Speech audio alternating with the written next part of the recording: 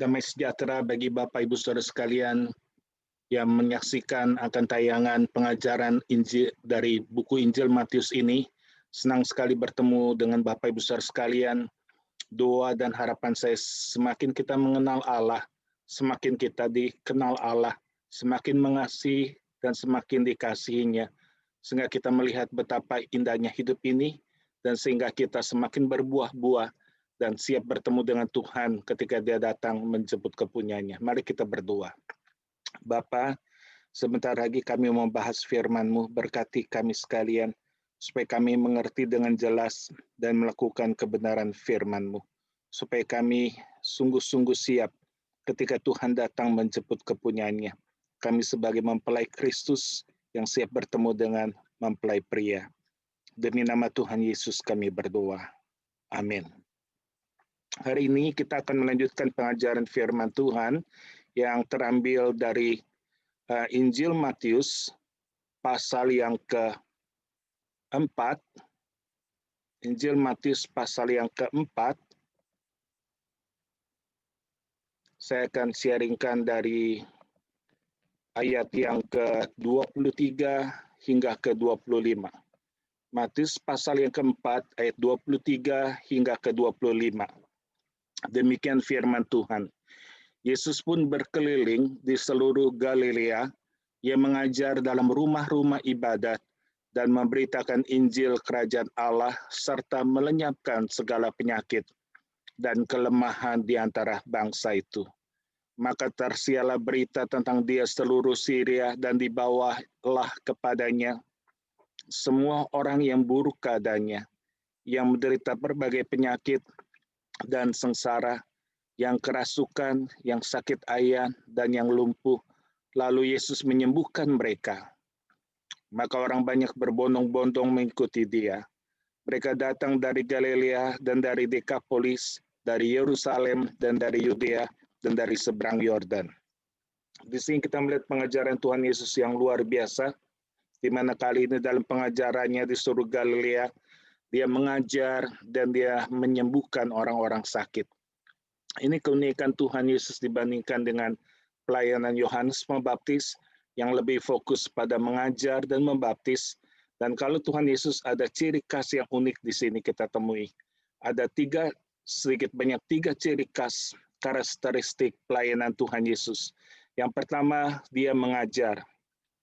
Pengajarannya dan urapan dan penuh kuasa sama seperti Yohanes Pembaptis. Namun demikian Dia melakukan hal yang kedua. Dia menyembuhkan orang-orang sakit. Berbagai sakit penyakit yang datang kepadanya, Dia sembuhkan.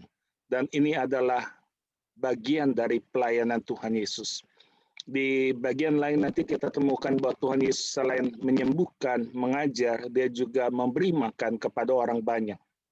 Sehingga memberi makan itu seperti bagian dalam pelayanan Tuhan Yesus. Jadi ada tiga hal yang Tuhan Yesus lakukan dalam pelayanannya, yaitu mengajar atau berkhotbah, menyembuhkan orang sakit, dan juga memberi makan. Bagaimana dengan pelayanan kita? Bagaimana dengan gereja yang kita lakukan, yang kita layani? Alangkah indahnya sesudah ibadah kita ada acara makan bersama, mengikat tali persaudaraan, persekutuan sesama jemaat. Walau sekarang dalam kondisi COVID, kita harap nanti kalau sudah pulih, ini bisa diteruskan kebiasaan untuk makan bersama. Dan alangkah indahnya juga setelah ibadah, kita melakukan doa bagi mereka yang sakit. Ini adalah pelayanan Tuhan Yesus. Ini bukan bagian dari gereja karismatik, tapi ini sungguh-sungguh murni. Apa yang dikatakan dalam Injil Matius, Tuhan Yesus menyembuhkan, Tuhan Yesus mengajar, Tuhan Yesus juga memberi makan. Dan sekarang kita masuk ke khotbah di bukit. Kita lihat dalam Matius pasal yang kelima, ayat 1 hingga ke-12. Demikian firman Tuhan. Ketika Yesus melihat orang banyak itu, naiklah Ia ke atas bukit, dan setelah Ia duduk, datanglah murid-muridnya kepadanya. Maka Yesus pun mulai berbicara dan mengajar mereka, katanya, "Berbahagialah orang yang miskin di hadapan Allah, karena merekalah yang mempunyai kerajaan sorga. Berbahagialah orang yang berduka cita, karena mereka akan dihibur. Berbahagialah orang yang lemah lembut, karena mereka akan memiliki bumi. Berbahagialah orang yang lapar dan haus akan kebenaran, karena mereka akan dipuaskan. Berbahagialah orang yang murah hatinya, karena mereka akan beroleh kemurahan. Berbahagialah orang yang suci hatinya, karena mereka akan melihat Allah. Berbahagialah orang yang membawa damai, karena mereka akan disebut anak-anak Allah. Berbahagialah orang yang dianiaya oleh sebab kebenaran, karena merekalah yang mempunyai kerajaan sorga. Berbahagialah kamu jika karena aku kamu dicela dan dianiaya, dan kepadamu difitnahkan segala yang jahat. Bersukacita dan bergembiralah, karena upahmu besar di sorga. Sebab demikian juga telah dianiaya nabi-nabi sebelum kamu.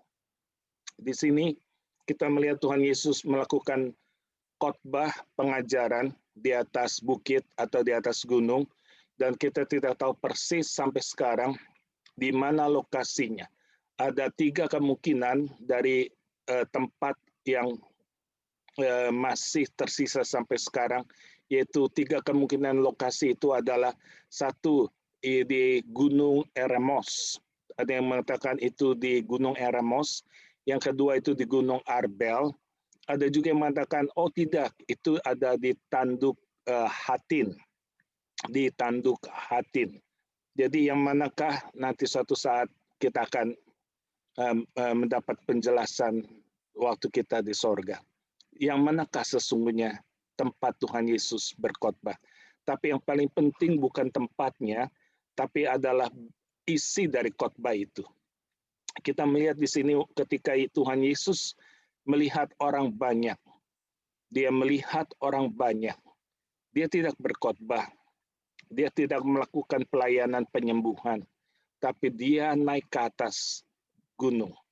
Dan ketika dia sedang duduk, murid-muridnya datang kepadanya. Dan dia baru mulai mengajar mereka. Siapakah yang diperuntukkan? Yaitu lebih diperuntukkan kepada murid-muridnya yang sudah datang dan yang sudah duduk dekat dengannya. Sehingga untuk mendengar khotbah ini, setiap orang harus naik ke atas gunung. Ini bukan khotbah murahan, ini khotbah yang perlu pengorbanan, perlu penuh tantangan, sehingga untuk sampai ke gunung barulah khotbah itu diberikan. Sehingga kalau saya boleh berkata, khotbah ini difokuskan bukan untuk semua orang Kristen. Khotbah di bukit ini difokuskan hanya bagi murid-murid dari Tuhan Yesus. Karena diprioritaskan hanya buat murid-murid Tuhan. Di mana harus sudah naik ke atas gunung. Dan setelah duduk, mereka duduk sangat dekat untuk siap mendengarkan khotbah di bukit. Dan kita melihat Musa dan Tuhan Yesus sama-sama memberikan hukum yang dari atas gunung. Kalau Musa membawa hukum dari atas gunung diturunkan ke Bani Israel, Tuhan Yesus juga memberikan hukum dari atas gunung dan diberikan kepada murid-muridnya. Hukum dari Musa lebih banyak unsur larangan. Jangan membunuh, jangan berzina, jangan mencuri, jangan bersaksi dusta, jangan mengingini. Lebih banyak unsur larangan. Tetapi khotbah di bukit yang Tuhan Yesus ajarkan, lebih banyak unsur berbahagialah. Semuanya berunsur berbahagialah. Berbahagialah. Di sini kita lihat ada hal yang positif. Berbahagialah. Sehingga kalau kita lihat dalam ucapan berbahagialah ini, ada 2 frase yang terus dipakai. Pertama mengenai kondisi seorang yang disebut berbahagia seperti apa. Kedua hasilnya kalau dia dalam kondisi seperti itu. Ini satu frase yang terus dipertahankan. Yaitu satu frase kondisi, satu frase hasilnya. Kita mulai dengan ucapan bahagia yang pertama. Tuhan Yesus mengajar, berbahagialah orang yang miskin di hadapan Allah. Berbahagialah orang yang miskin di hadapan Allah, karena merekalah yang mempunyai kerajaan sorga. Miskin di sini bukan berarti miskin tidak ada uang, tapi miskin di sini berarti dia sungguh-sungguh tidak bisa apa-apa tanpa Tuhan Yesus. Seorang yang miskin secara rohani adalah seorang yang menyadari bahwa kehidupannya itu tidak bisa, tidak mampu apa-apa tanpa Tuhan yang bekerja, tanpa Tuhan yang memimpin. Sehingga kehidupannya sepenuhnya bergantung kepada Tuhan dalam segala hal, dalam mengambil keputusan, dalam memulai hari yang baru setiap hari. Dia selalu bergantung pada Tuhan. Dia selalu mencari wajah Tuhan terlebih dahulu. Dan dia selalu mengutamakan Tuhan setiap kali dia menyelesaikan segala masalah-masalahnya. Seperti ada sebuah lagu yang saya sukai dari lagu Without Him. Ini lagu yang sangat bagus mengajar tentang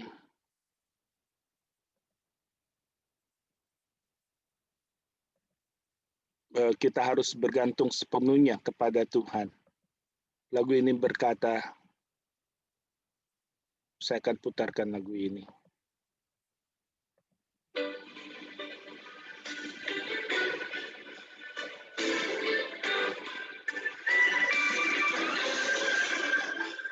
Without Him, I could do nothing.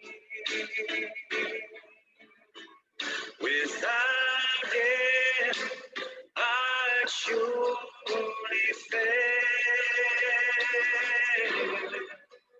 For without Him, I would be drifting like a ship without a sail.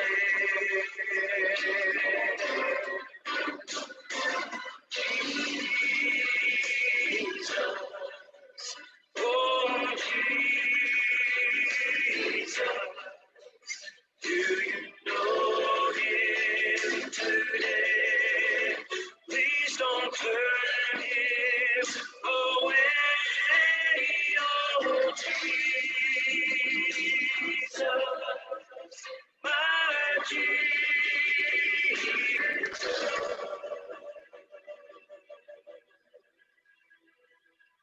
Without Him, how lost I would be.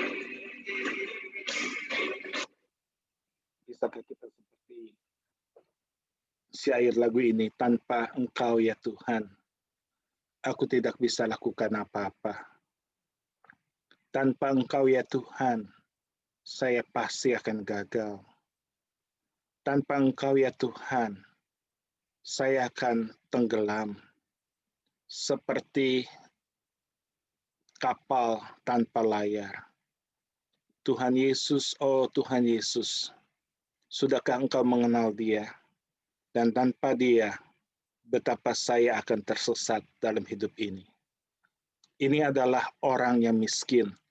Dia bergantung, berharap sepenuhnya kepada Tuhan sepanjang hidup ini.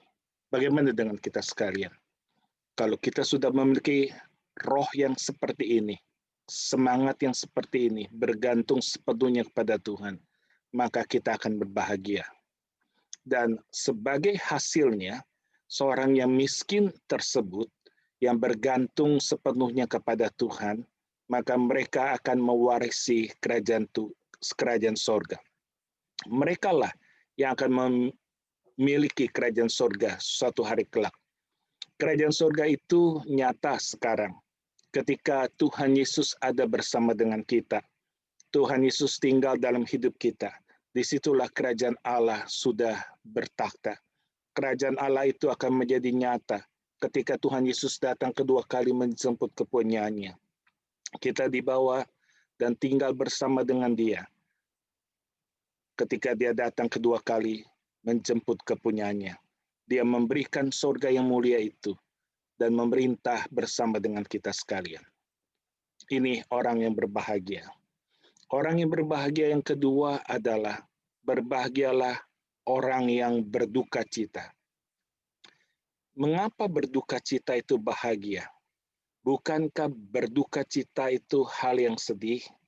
Bukankah berduka cita itu suatu kemalangan? Tapi berduka cita di sini bukan karena berduka cita ditinggal oleh orang yang kita kasihi. Berduka cita di sini maksudnya adalah berduka cita ketika kita jatuh dalam dosa dan kita bertobat. Kita mengakui segala dosa kita. Jadi berduka cita di sini maksudnya adalah hati yang hancur karena kembali jatuh dan jatuh lagi ke dalam dosa. Dan mohon Tuhan, aku kembali gagal, ampuni, maafkan, lepaskan saya supaya saya kembali naik. Saya kembali layak di hadapan Tuhan. Waktu kita menyadari ini nggak baik, ini nggak benar, kita salah, kita berdosa. Saat kita menyesal, kita menangis, kita meratapi dosa kita. Saat itulah Tuhan berkata, orang ini berbahagia. Orang yang berduka cita, mengakui dan mau bertobat akan dosa-dosanya. Orang ini bersukacita, orang ini berbahagia. Dan Tuhan berkata, orang seperti ini akan dihibur. Tuhan akan menghibur orang ini, yaitu mereka yang menyesali dosa-dosanya dan bertekad untuk meninggalkan dosanya. Dan Tuhan akan memberikan kekuatan yang baru. Dan orang yang seperti ini sungguh orang yang berbahagia. Tuhan juga berkata yang ketiga, berbahagialah orang yang lemah lembut. Berbahagialah orang yang lemah lembut. Di sini ada dua terjemahan dalam bahasa Inggris. Yang satu memakai istilah the gentle, yang lain memakai istilah the meekness. Jadi siapakah orang berbahagia? Adalah orang yang lemah lembut. Lemah lembut di sini adalah dia kuat dalam pengendalian diri. Seperti seekor kuda yang kuat, namun bisa dikendalikan dengan kekang. Seorang yang lemah lembut. Itu seperti Musa. Musa dikatakan dalam kitab Bilangan 12 ayat yang ketiga adalah orang yang paling lemah lembut di muka bumi ini. Kita tahu Musa adalah seorang yang begitu keras. Musa seorang yang begitu mudah marah. Dia pernah sewaktu dia melihat anak-anak perempuan sedang diganggu oleh peternak-peternak pria, dia maju ke depan menghadam ketika mereka mencoba mengambil air dari sumur itu yang sudah terlebih dahulu anak-anak perempuan datang ke sana. Musa juga pernah marah ketika dia turun dari atas gunung. Dia melihat ada patung lembu emas dan saat itu dia perintahkan untuk membunuh orang-orang penyembah berhala itu. Dan saat itu juga 3.000 orang tewas. Musa juga pernah marah ketika orang Israel bersungut-sungut meminta air dan mereka saat itu sudah kehausan dan Tuhan perintahkan Musa untuk memukul gunung batu itu 1 kali, tapi Musa karena kemarahannya meluap-luap, dia memukul batu gunung itu 2 kali. Di sini kita melihat sesungguhnya Musa itu seorang yang cepat emosi, cepat marah. Namun Bilangan 12 ayat 3, Musa adalah orang yang paling lemah lembut, yang paling lemah lembut di muka bumi ini. Sungguh unik. Kenapa bisa demikian? Karena setelah dia bergaul dan semakin bergaul dengan Tuhan, hidupnya diubah, hatinya diproses, dan karakternya diubah. Dia menjadi karakter yang lebih lembut lagi, semakin lembut lagi. Akhirnya dia menjadi orang yang paling lemah lembut di muka bumi ini. Ini yang dikatakan oleh Alkitab, lemah lembut, bisa menguasai diri. Seorang yang lemah lembut adalah seorang yang empati melihat orang-orang yang menderita, orang-orang susah. seorang yang lemah lembut, seorang yang suka untuk menolong tanpa ada maksud atau motivasi yang salah. Dia suka untuk menolong dengan segera terhadap orang-orang yang membutuhkan pertolongannya. Dia tidak membedakan, tidak menghakimi seorang dengan penampilannya, dengan warna kulitnya, dengan rasnya, dengan agamanya, dengan budayanya, dengan usia, dengan posisi. Tidak, dia menolong dengan tulus ikhlas, dengan tulus hati. Ini adalah orang yang berbahagia, orang yang lemah lembut. Dan Tuhan berkata, orang yang seperti ini akan mewarisi dunia ini, bumi ini. Kalau pertama Tuhan berkata dia mewarisi kerajaan surga, dan pada kali yang ketiga Tuhan dia berkata orang seperti ini akan mewarisi bumi ini, di mana Tuhan mencukupi segala kebutuhannya dan kehidupannya akan lebih dibandingkan dengan orang-orang sekitarnya. Ada berkat tambahan, ada berkat yang lebih melimpah ke atas orang-orang seperti ini, yaitu orang-orang yang lemah lembut, orang-orang yang suka menolong orang lain. Yang keempat, berbahagialah orang yang lapar dan haus akan kebenarannya. Lapar dan haus akan kebenaran. Apa maksudnya? Apa maksudnya kebenaran ini? Kebenaran ini bisa ada berarti dua, yaitu pertama kebenaran, yaitu firman Allah sebagai kebenaran. Yang kedua, kebenaran itu adalah dalam moralitas, dalam kehidupan sehari-hari, menunjukkan sifat moralitas sebagai anak Allah. Jadi seorang yang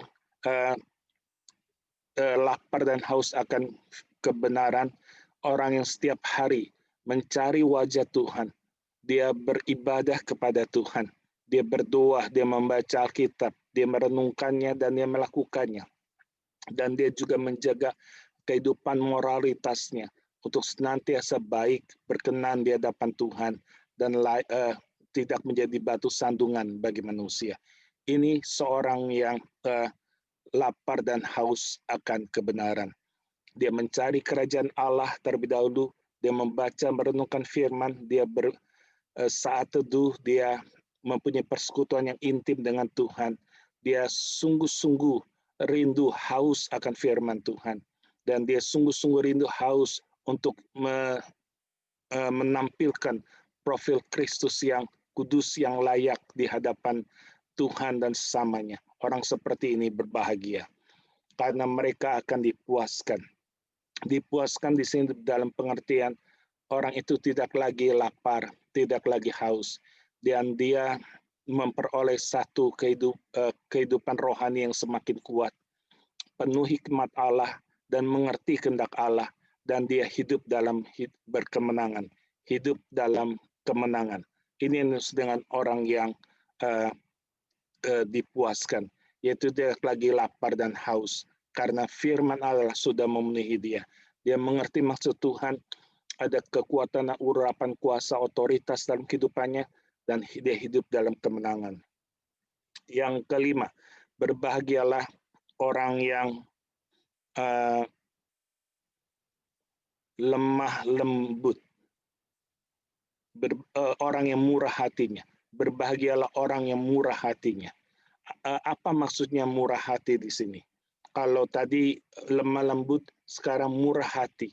Murah hati di sini adalah satu inisiatif untuk mau menolong atau antusias yang untuk menolong, sangat berantusias untuk menolong akan kondisi lingkungannya atau komunitas di mana dia berada untuk para tetangganya. Orang seperti ini tidak pasif tapi dia selalu aktif untuk menolong orang-orang yang membutuhkannya, pertolongannya. Dan tidak dalam pengertian melihat orang pengemis kita memberikan uang, itu namanya sedekah. Tapi lebih daripada itu, seorang yang murah hati, orang yang memberi karena dia peduli, dia menunjukkan kasih, karena dia ingin mengampuni orang-orang yang membutuhkan pertolongan, dan dia sungguh-sungguh tampil ke depan untuk menolong mereka yang membutuhkannya. Orang yang murah hati di sini juga orang yang melengkapi kekurangan, memberikan sentuhan positif terhadap hal-hal yang kurang yang ada di sekitarnya. Misalkan suatu kita ingin makan di sebuah restoran, pernahkah kita lihat meja itu kotor? Apa yang kita lakukan? Apakah kita memanggil pelayan sambil berkata, kok meja nggak dibersihin? Atau dengan inisiatif sendiri kita bersihkan meja itu. Kemudian kita dengan sopan memanggil dan memesan makanan. Kalau makanan itu telat, kita tidak mudah marah, walaupun perut begitu lapar. Dan setelah makan, kita mencoba untuk membereskan dan menaruh ke tempat di mana untuk piring-piring yang kotor itu harus ditaruh, dan membetulkan atau membereskan, merapikan kembali bangku-bangku sehingga orang-orang lain yang mau untuk makan sudah siap tempat itu. Kita coba untuk memperbaiki, menambahkan hal-hal yang masih kurang, hal-hal yang masih lemah. Orang seperti ini orang yang murah hati, suka melakukan tindakan positif, suka untuk menolong orang lain. Dan Tuhan berkata, orang yang seperti ini adalah apa yang engkau tabur, engkau akan tuai. Mereka akan memperoleh akan kemurahan. Karena dia murah hati, maka dia akan memperoleh kemurahan itu. Dia sudah menaburnya, dan suatu saat dia akan menuainya. Dari orang lain, atau dari orang tersebut, atau bisa juga dari Tuhan sendiri yang mengaruniakan akan kemurahan terhadap apa yang sudah dia lakukan. Sehingga kalau kita ingin orang menghormati kita, orang bermurah hati kepada kita, orang mengasihi kita, orang berbuat baik kepada kita, lakukan itu terlebih dahulu. Lakukan itu terlebih dahulu kepada orang lain secara otomatis, maka kita akan memperoleh apa yang kita rindukan yang dari orang lain untuk mereka lakukan pada kita. Ucapan bahagia yang keenam adalah berbahagialah orang yang murni hatinya. Terjemahan bahasa Indonesia, orang yang suci hatinya. Apa maksudnya suci hatinya? Suci hatinya di sini maksudnya betul-betul murni dalam hal kejujuran dan integritas, sehingga dia betul-betul melihat seorang tidak lagi mudah untuk iri hati karena kemewahan-kemewahan, kelebihan-kelebihan orang lain yang tidak dimilikinya. Orang yang suci hatinya, seorang yang sungguh-sungguh menjaga hatinya untuk tidak mudah iri, tidak mudah dengki, tidak mudah untuk cemburu melihat kelebihan-kelebihan orang lain. Wah, hartanya lebih daripadanya, ataupun mobilnya, ataupun rumahnya, ataupun segala yang dimilikinya. Dia tidak mudah iri hati. Seorang yang murni hatinya, juga seorang yang tidak pernah cemburu, tidak pernah iri kalau melihat orang lain dapat pujian lebih daripadanya. Mungkin dia bekerja lebih dibandingkan orang yang tanda kutip malas, tapi kenapa orang yang malas itu lebih dipuji? Dia tidak iri. Walaupun dia merasakan, oh, kok saya lebih kerja lebih banyak, kenapa dia yang dapat pujian? Seorang yang murah hati, seorang yang murni hatinya, seorang yang tidak mudah iri hati. Ketika orang lain mendapat pujian, orang lain mendapat upah yang lebih, dia tidak menaruh iri hati. Ketika ada orang lain lebih daripadanya, dia tidak mudah untuk iri hati. Ini karena hatinya murni, hatinya suci. Dia menjaga hatinya untuk tidak mudah dicemari oleh racun-racun iri hati yang ada di sekitar ini hidupnya. Dan Tuhan berkata, orang-orang yang seperti ini yang menjaga hatinya dengan baik-baik, menjaga hatinya dengan kesucian, dengan tidak mudah iri, tidak mudah dengki, tidak mudah cemburu. Tuhan berkata, orang seperti ini mereka akan melihat Allah. Bukankah Allah tidak bisa dilihat? Ya, Allah tidak bisa dilihat. Tapi Allah juga tidak bisa dilihat akibat dibutakan oleh ilah-ilah zaman ini. Allah menjadi samar, menjadi susah dilihat kalau ada kekayaan, kalau ada kenikmatan dunia yang lebih daripada kemuliaan Kristus. Kalau kita mengejar, kalau kita lebih mengagung-agungkan harta dunia, lebih daripada Kristus, maka orang seperti ini sudah dibutakan oleh ilah zaman ini.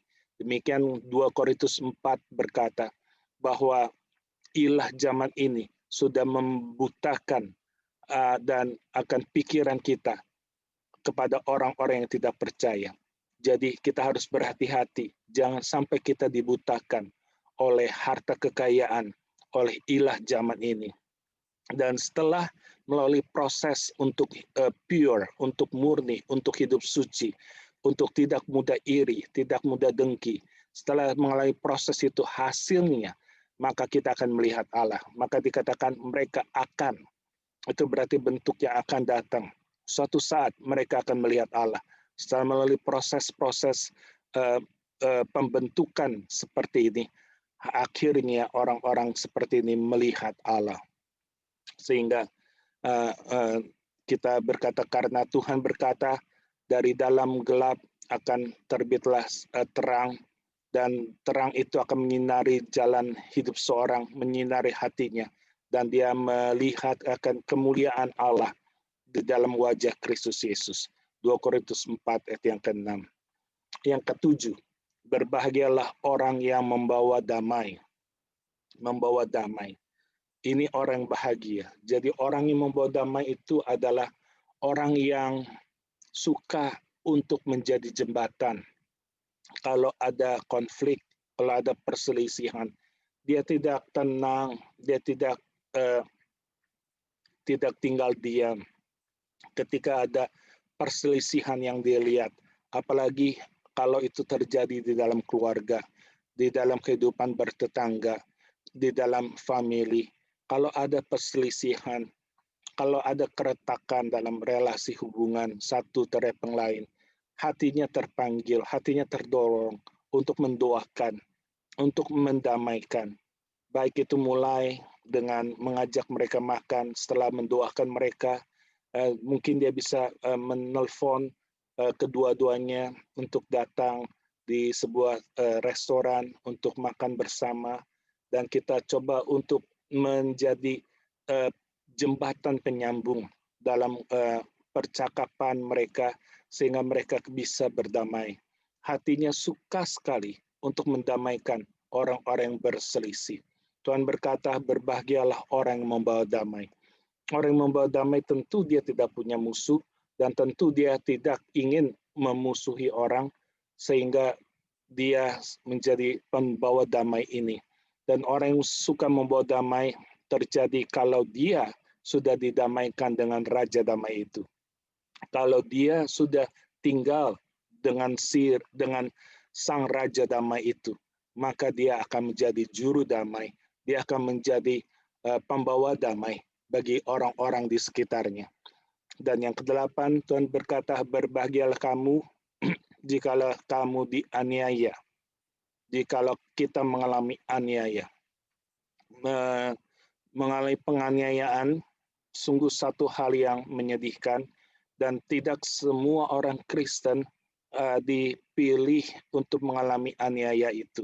Dan kalau kita lihat di ayat yang karena mereka adalah yang akan memiliki kerajaan sorga. Pada ucapan bahagia pertama, orang yang miskin akan mewarisi kerajaan sorga. Pada ucapan yang terakhir, Tuhan juga berkata, orang yang dianiaya adalah orang yang mewarisi kerajaan surga. Dianiaya itu mulai mungkin secara kejiwaan.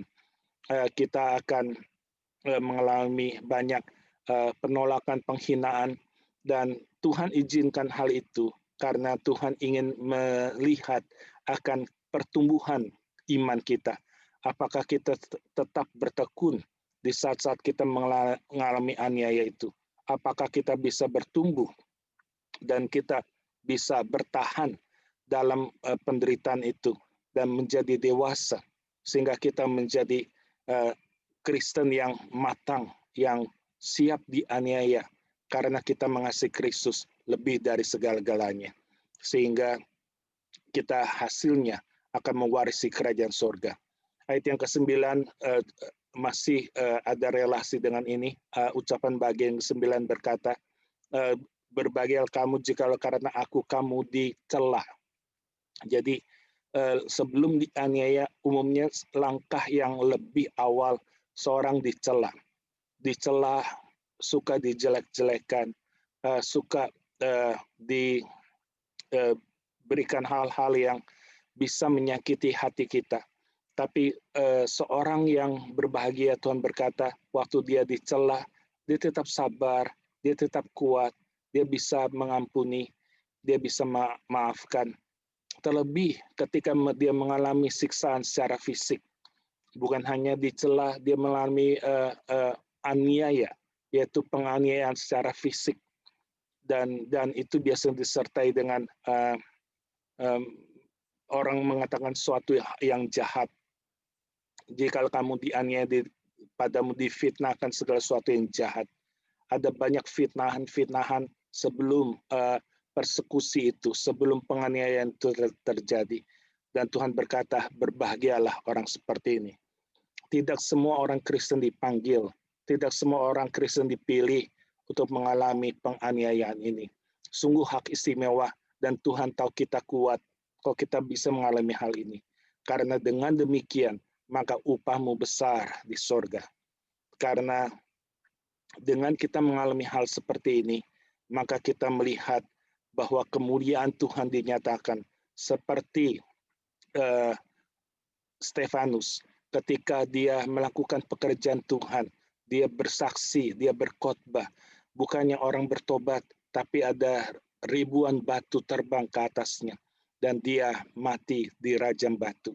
Dan Tuhan berkata, orang yang dianiaya seperti ini akan menerima upahnya, akan menerima mahkotanya. Dan Stefanus berkata, saat itu sebelum dia meninggal, sebelum dia mati syahid, dia melihat langit terbuka dan Tuhan Yesus siap untuk menjemput dia. Tangannya sudah terbuka menunggu kedatangan Stefanus. Tuhan berkata, berbahagialah kamu dianiaya dan kepadamu difitnahkan segala yang jahat, karena upahmu besar di sorga. Anak sekolah minggu suka menyanyikan, haleluya, puji Tuhan, upahmu besar di sorga. Upah yang besar di sorga itu terjadi kalau kita sudah dicela, kalau kita sudah alami aniaya, sudah difitnahkan segala hal yang jahat, maka hasilnya upahmu besar di sorga. Inginkah kita dapat upah yang besar, memperoleh mahkota-mahkota yang tersedia, maka harus diawali dengan dicelaan, aniaya, fitnahan, maka upah yang besar tersedia di sorga. Sehingga tanpa salib tidak ada mahkota.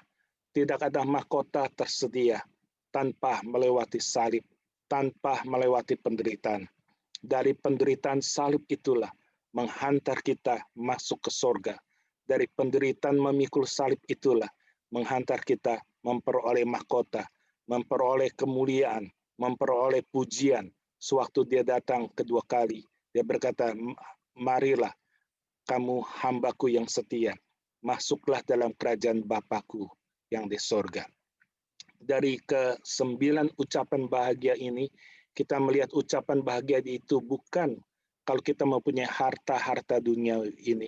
Ucapan bahagia itu dimulai kalau kita merasakan miskin, bergantung sepenuhnya, dan puncaknya semakin tinggi kita mengalami celaan aniaya. Seorang bisa kuat kalau dia sudah mulai dengan langkah tangga pertama. Dia siap untuk miskin, siap bergantung. Seorang sudah bergantung, dia akan terus bertumbuh dalam tangga-tangga pertumbuhan rohaninya. Sehingga puncaknya dia siap, dia kuat. Kalau suatu saat dia dicela, dia dianiaya, dan dia difitnahkan segala yang jahat. Karena mahkota yang mulia sudah tersedia bagi orang kepunyaannya. Mari kita tunduk kepala, kita masuk dalam doa. Tuhan tolong kami ketika kami mulai mengalami celaan, mengalami aniaya, kami memandang ini sebagai bagian dari karya Engkau dalam hidup kami. Karena kami tahu tidak sembarangan orang yang Tuhan izinkan mengalami hal ini. Ini hanya untuk orang-orang pilihan. Ajarkan kami melihat Tuhan bahwa mahkota itu, upah itu tersedia kalau kami sudah punya hati untuk dicela, dianiaya, difitnahkan segala hal yang jahat. Kami tidak mau ke surga dengan tangan kosong. Kami tidak mau ke surga dengan tidak melakukan pekerjaan yang besar buat Tuhan. Kami ingin bertemu Tuhan dengan membawa banyak hal yang sudah kami kerjakan sewaktu kami di dunia ini. Sehingga kami rindu waktu Tuhan datang, Tuhan menyebut dengan dua gelar yang terindah, yaitu hamba yang baik dan hamba yang setia. Tuhan tolong bantu kami untuk senantiasa menjadi baik dan setia, dan sehingga saatnya kami datang dan layak bertemu Engkau waktu Engkau datang menjemput kepunyaannya. Terima kasih, kuatkan teguhkan iman kami, sehingga kalau memang suatu saat ada datang aniaya, kami siap karena Engkau sudah menjanjikan akan mahkota bagi setiap orang yang menderita karena Engkau. Demi nama Tuhan Yesus kami sudah berdoa. Amin.